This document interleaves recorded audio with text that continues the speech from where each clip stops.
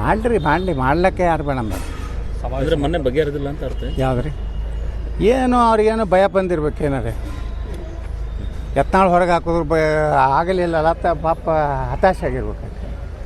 ಅದಕ್ಕೆ ಸಭೆ ಮಾಡ್ತಾಯಿದ್ದಾರೆ. ಮಾಡಲಿ, ಎಷ್ಟು ಸಭೆ ಮಾಡ್ತಾರೆ ಒಳ್ಳೇದು ಅವ್ರು. ಸರ್, ಈಗ ಮೊನ್ನೆ ಡೆಲ್ಲಿಯಲ್ಲಿ ನಿಮಗೆ ಸಂಪೂರ್ಣ ಬೆಂಬಲ ಕೊಟ್ಟರು ಸಂಸದರದು.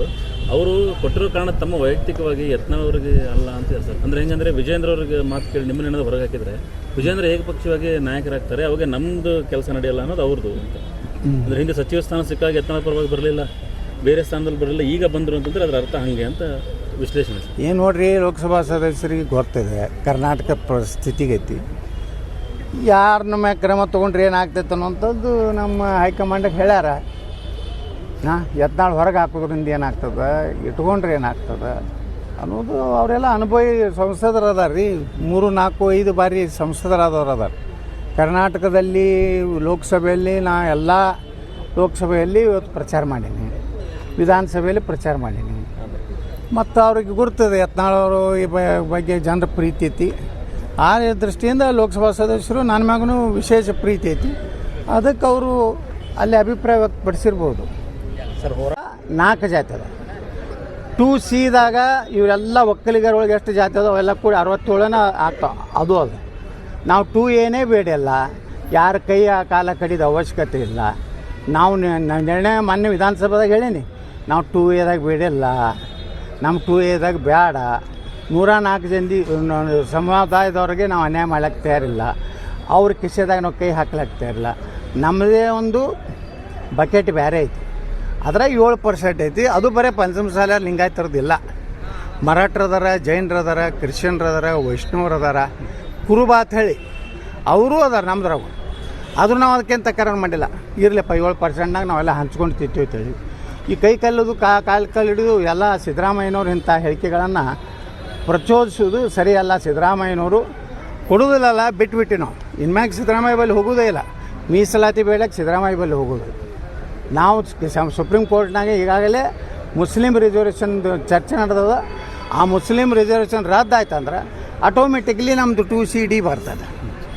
ನಾವು ಯಾವ ಕಾಲಕ್ಕೂ ಸುಮ್ಮನೆ ಗುರುಗಳಿಗೆ ಅದು ಬೈದು ಬೇಡ. ಯಾವ ಕಾಲಕ್ಕೂ 2A ಇದಾಗ ನಾವು ಹೋಗೋದಿಲ್ಲ. ಅದನ್ನು ಬೆಂಕಿ ಹಚ್ಚಿದವ್ರಿಗೆ ಕಾಂಗ್ರೆಸ್ಸಿಗರು. ಅಲ್ಲೊಬ್ಬ ಮಾಜಿ ಶಾಸಕ ಈಗೇನು ಮಾತಾಡಕತ್ತಾನ ವಿಧಾನಸಭೆ ಒಳಗೆ, ಇವನೇ ನಮ್ಮ ಸರ್ಕಾರ ಬಂದ್ರೆ 15 ಮಿನಿಟ್ನಾಗ 2A ಕೊಡ್ತಾನೆ. ಇನ್ನೂ ಭಾಳ ದೊಡ್ಡ ಆಶ್ವಾಸನೆ ಕೊಟ್ಟಾನ.